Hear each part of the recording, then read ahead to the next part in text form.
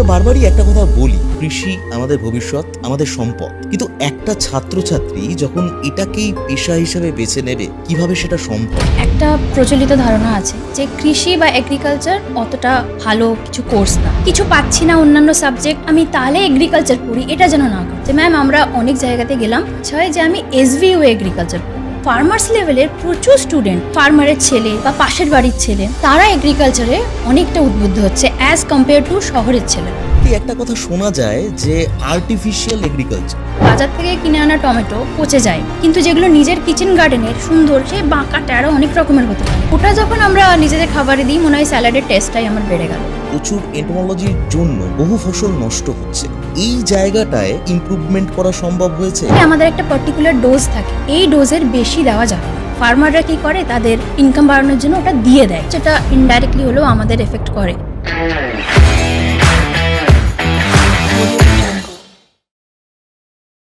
Welcome to Swami Vivekananda university podcast. আপনাদের সকলকে স্বাগত জানাই SVU পডকাস্টে।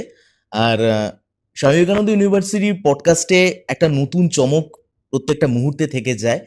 প্রতিটা বিষয়ের ওপর আমরা একটা অন্বেষণ করি, খুঁজি নিজেদেরকে।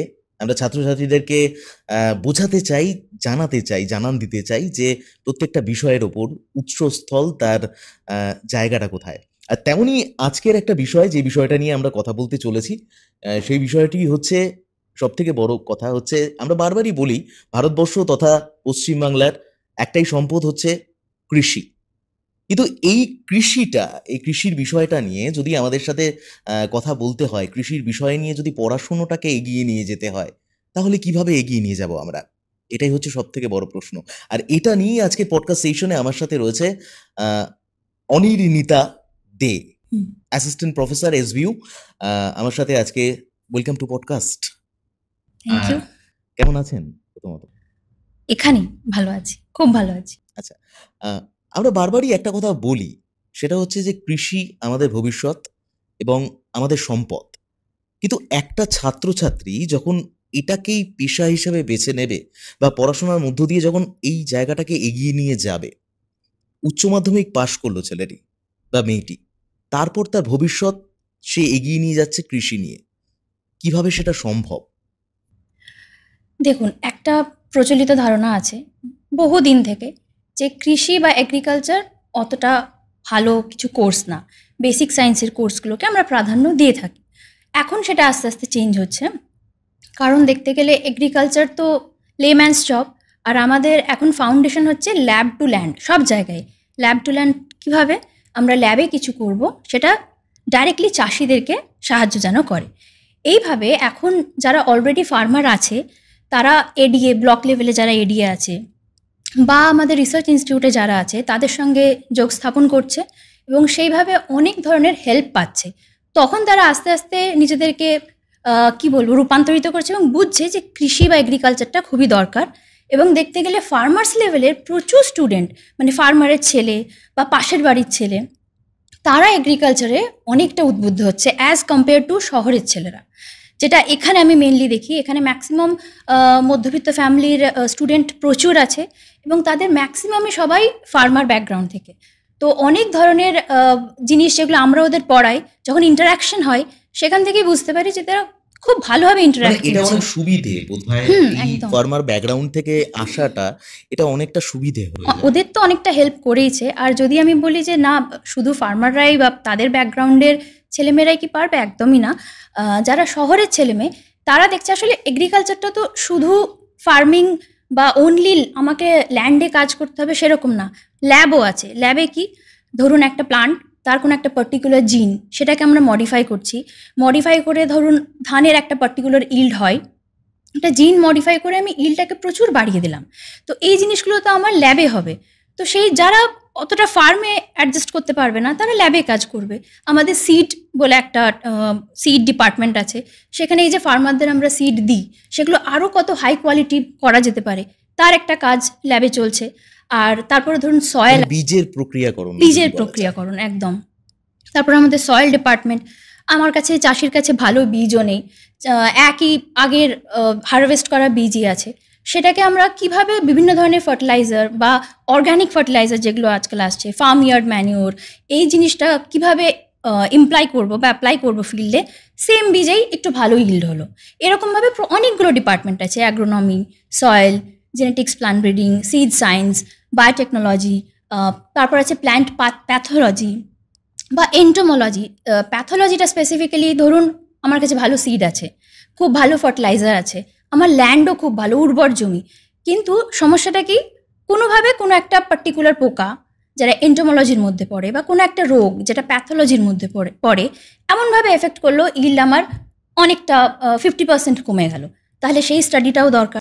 এন্টোমোলজির বিষয় যখন আসছেন, সেই জায়গাটায় একটা বারবার একটা জায়গা উঠে আসে, সেটা হচ্ছে যে প্রত্যেকবারই দেখা যায় যে ফসল প্রচুর এন্টোমোলজির জন্য বা পতঙ্গের জন্য, পতঙ্গবাহিত রোগের জন্য বহু ফসল নষ্ট হচ্ছে। এই জায়গাটায় কোথাও গিয়ে কি ইমপ্রুভমেন্ট করা সম্ভব হয়েছে বর্তমান সময়ে? হ্যাঁ, সম্ভব তো হয়েছে। আমরা সেরকম ইনসেকটিসাইড বার করেছি, ওই পার্টিকুলার ধরুন পতঙ্গটা এলো, সেটা এফেক্ট করার আগেই আমরা এমন ইনসেকটিসাইড স্প্রে করলাম যে সব শেষ হয়ে গেল। এতে কি মানুষের শারীরিক কোনো ক্ষয়ক্ষতির? সেই জন্যই আমাদের একটা পার্টিকুলার ডোজ থাকে, এই ডোজের বেশি দেওয়া যাবে না। এবার যদি খুব বেশি পরিমাণে পতঙ্গ আসে, কীট পতঙ্গ, তখন আমরা ধরুন আমাদের যে অ্যাকোয়ার্ড লেভেল অফ ডোজটা আছে সেটা দিলাম, কিন্তু তখনও দেখলাম তার চেয়ে বেশি দিলে হয়তো ভালো হতো। ফার্মাররা কী করে, তাদের ইনকাম বাড়ানোর জন্য ওটা দিয়ে দেয়, তাও সব কীট পতঙ্গটা নষ্ট হয়ে গেল, কিন্তু কিছু রেমন্যান্ট হচ্ছে আমার ফসলের মধ্যেও ঢুকে গেল, যেটা ইনডাইরেক্টলি হলেও আমাদের এফেক্ট করে। তো আমাদের আবার এর জন্য একটা আলাদা ডিপার্টমেন্টও আছে, এক্সটেনশন, যারা ফার্মারদের বোঝায় যে না, তোমার একটু ইল্ড কমুক, কোনো অসুবিধা নেই, কিন্তু সেক্ষেত্রে যেন আমার যে পরিমাণ ডোজটা বলেছি সেটা যেন এক্সিড না। সেটা নিয়ে কোনোভাবে ক্যাম্পেনিং বা সচেতনতার জায়গা করা হচ্ছে? ডেফিনেটলি হয়। আমাদের যে কেভিকেগুলো আছে, কৃষি বিজ্ঞান কেন্দ্র, সেখানে তাদের যা যা ডিপার্টমেন্ট আছে তারা তো এক্সটেনশন লেভেলে ফার্মারদের কাছে গিয়ে এই ক্যাম্পেইনগুলো করে। প্লাস আমাদের এখানে 7 সেমিস্টারের রয় প্রোগ্রাম হয়, যেটা রুরাল এগ্রিকালচার ওয়েলফেয়ারের সঙ্গে আমরা জড়িত। সেখানে ফার্মারদের কীরকমভাবে কী অসুবিধা হচ্ছে তাদেরকেও তখন আমরা বলি যে আমরা কিন্তু এরকম বইয়ে পড়েছি যে এই লেভেলটায় দেওয়া উচিত, আপনারাও ট্রাই করেন কি না। এরকম অনেক আমরা ডেটা পাই, সেগুলোকে পরে আমরা রেকটিফাই করার চেষ্টা করি। এরকম একদম হাতে কলম থেকে একদম রুরাল ডেভেলপমেন্টের কাজ এটি। আর প্রত্যেকটা মুহূর্তে দেখা যাচ্ছে যে মাঠে ঘাটে নেমে প্র্যাকটিক্যালি এটাকে কাজ করা এবং সেখানে কৃষকদের সচেতন করার একটা জায়গা। এই জায়গা থেকে নবপ্রজন্মের যারা স্টুডেন্টরা রয়েছে, ছাত্রছাত্রীরা রয়েছে, তারা কিভাবে উদ্বুদ্ধ হচ্ছে, তারা যে এগিয়ে আসছে, তারা উচ্চ মাধ্যমিক পাশ করলো যে ছেলেটি বা মেয়েটি, বারবার এই জায়গাটাই আসছে যে সে কিভাবে, অবশ্যই সায়েন্স ব্যাকগ্রাউন্ডটা লাগছে, সায়েন্স ব্যাকগ্রাউন্ড থেকে সে কিভাবে অ্যাপ্লাই করবে, বা এখানে চাকরির নিশ্চয়তা, সরকারি চাকরির নিশ্চয়তা, বা যদি সরকারি চাকরি না থাকে, গভর্নমেন্ট লেভেলের যদি চাকরি না থাকে, তাহলে প্রাইভেটাইজেশনে নিজের কেরিয়ারটাকে কিভাবে, এডুকেশন বা কেরিয়ারটাকে শুরু করতে পারে, এগিয়ে নিয়ে যেতে পারে।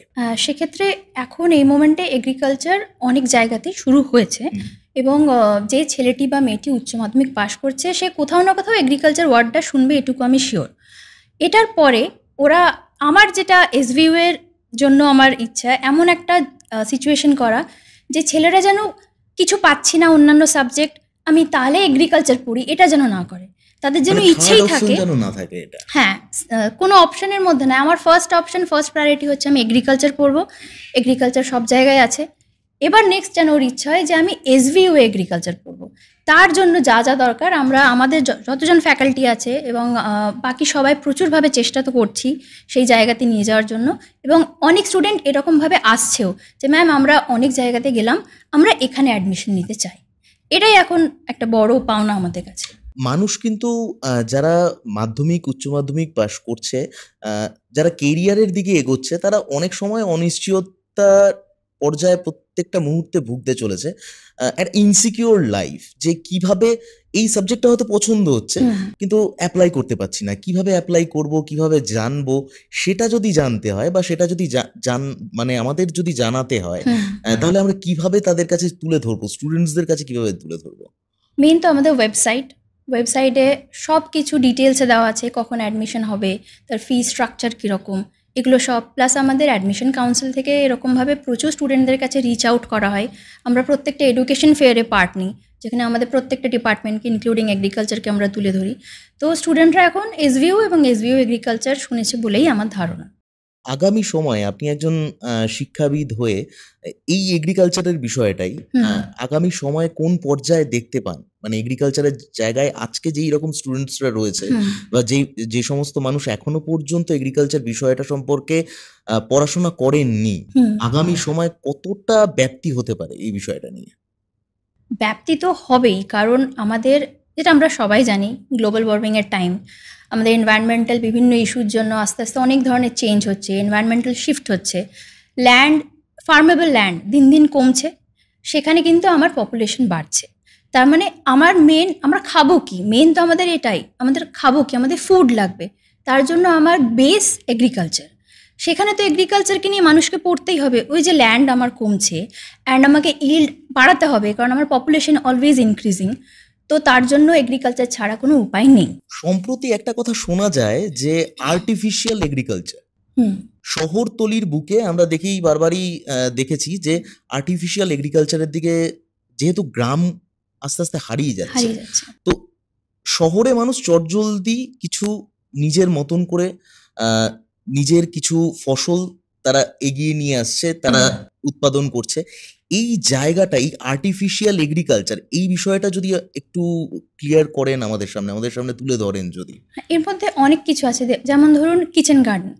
আমরা তো বলছি ফার্মাররা একটু বেশি কেমিক্যাল দিয়ে দেয়, তো আমরা যা ভেজিটেবলস খাচ্ছি বা ফ্রুটস খাচ্ছি তার মধ্যে অনেক ধরনের কেমিক্যাল আসতে পারে, যেটার কনজামশনের জন্য আমাদের তো ইনডাইরেক্টলি এফেক্ট হচ্ছে। তাই মানুষরা ট্রাই করছে কিচেন গার্ডেন। আমরা যদি বলে দিই একটু কোকোপিট, একটু ফার্মইয়ার্ড ম্যানিওর, একটু কিছু জিনিস দিয়ে কিছু বীজ আপনারা কিনুন, আপনাদের কিচেনের যে ওয়েস্ট আছে সেগুলোই সার হিসেবে কাজ করবে। সেখানে আপনারা নিজেরা টমেটো, ব্রিঞ্জাল, বেগুন, ছোটোখাটো সব রকমের ভেজিটেবল করতে পারবেন, নিজের ঘরটা বা নিজের কিচেনটাকে সুন্দরভাবে সাজিয়ে নিতে পারবেন। এটা ধরুন একটা হলো। প্লাস আজকাল হয়, এটা কিন্তু খুব মজার, মানে কিচেনের একটা ফার্মিং করা, মানে সম্প্রতি আমরা যারা খুব নিজেদের কিচেনটাকে সাজাতে ভালোবাসি এবং খাদ্যপ্রেমী মানুষ যারা, তারা কিন্তু এই জিনিসটা করতেই পারি। এবং শুধু ওটা না, লেমন গ্রাস আমি পাশে একটু ছোট্ট টবে লাগালাম, ইচ্ছে হলো আজকে লেমন গ্রাস টি খাবো, কেটে নিয়ে দিয়ে দিলাম। আর ইনফ্যাক্ট দেখেছি বাজার থেকে কিনে আনা টমেটো পচে যায়, কিন্তু যেগুলো নিজের কিচেন গার্ডেনের সুন্দর, সে বাঁকা ট্যাড়া অনেক রকমের হতে পারে, কিন্তু ওটা যখন আমরা নিজেদের খাবারে দিই মনে হয় স্যালাডের টেস্টটাই আমার বেড়ে গেল, এরকম হয়। এটা ছাড়া আলাদাই আনন্দ, হ্যাঁ, নিজেই মানুষ করছি বাচ্চার মতো, এরকম। আর তারপরে ধরুন ভার্টিক্যাল গার্ডেনিং আজকাল হচ্ছে, বড় বড় যে যেমন ধরুন আইটিসিতে আপনার আছে ভার্টিক্যাল গার্ডেনিং, ওই মাঝের এরিয়াতে বা কাঁচ যেখানটাতে আছে, কাঁচের জন্য তো হিটটা প্রচুর নেয়, তখন সেই পুরো এরিয়াটাতে আমার কোনো রকমই গ্রিনারি তৈরি করা, তখন কি হয় ভার্টিক্যাল গার্ডেনিং, যেটা আমরা হরাইজন্টাল গার্ডেনিং করছি, সোজাসুজি আমরা বিভিন্ন রকমের সয়েল দিয়ে সেখানে চাষ করছি, এটা আমার সোজা লম্বাভাবে উঠে যাবে ভার্টিক্যালি। সেখানে আমরা কি দেবো, সয়েল তো পাবো না, দেবো হচ্ছে ওয়াটারের মধ্যে হাইড্রোপনিক্স, এরোপনিক্স, এখান থেকেই জিনিসগুলো আসছে। এগুলো সবই মডার্ন এগ্রিকালচার এর মধ্যেই পড়ছে আমাদের।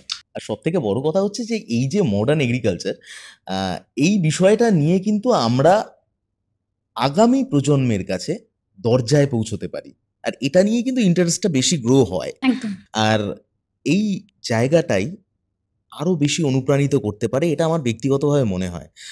আপনি কি মনে করেন যে এটা আগামী দিনে আরো উদ্বুদ্ধ করতে পারে এই মডার্ন এগ্রিকালচারটা? সেটা তো করতেই হবে, কারণ আমার যদি নিজের ছোট্ট জায়গাতে আমি অল্প কিছু চাষ করতে পারি এবং সেটা আমার ফ্যামিলিকে আমি পুষিয়ে দিতে পারি, তাহলে সেটা তো খুবই ইন্টারেস্টিং একটা ব্যাপার, খুব মজার ব্যাপার, এবং সেই জন্য সবাই এর মধ্যে ইনভলভ হতে, এবং অনেকটা বেশি মনে হয় যে অর্গানিক, একদমই অর্গানিক বিষয়টা অনেকটাই বেশি। আমি কোনো কেমিক্যাল দিচ্ছি না, আমি আলাদাভাবে কোনো ফার্টিলাইজার বাইরে থেকে দিচ্ছি না, ঘরে যা আছে সেটা দিয়েই আমি করব, শুধু রিসোর্সের মধ্যে জল, একদমই রিসোর্সের মধ্যে জল, আর ঘরে অর্গানিক ভাবে একটা তৈরি করার উপকরণ। আর এই জন্য কিন্তু আপনাকে আলাদা করে জানতে হবে এই বিষয়টি সম্পর্কে, এগ্রিকালচার সম্পর্কে। আর এটা জানার জন্য ইয়াং জেনারেশন যারা রয়েছে, যারা মনে করছো এখনো পর্যন্ত যে নিজের কেরিয়ারটাকে একটু অন্যভাবে তৈরি করা যায়, তাহলে অবশ্যই এগ্রিকালচার নিয়ে পড়াশোনাটা করো, আর এগ্রিকালচার নিয়ে একটু স্টাডি করো। অনলাইনে প্রচুর ফেসিলিটিস রয়েছে, কলেজ রয়েছে, আর সেইভাবে নিজেদের কেরিয়ারটাকে তৈরি করো। আর তার জন্য আজকে স্বামী বিবেকানন্দ ইউনিভার্সিটি পডকাস্টে আরো একবার ধন্যবাদ এত কিছু ইনফরমেশন দেওয়ার জন্য, আর অনেকটা ধন্যবাদ। Thank you. তোমাদের সকলকে।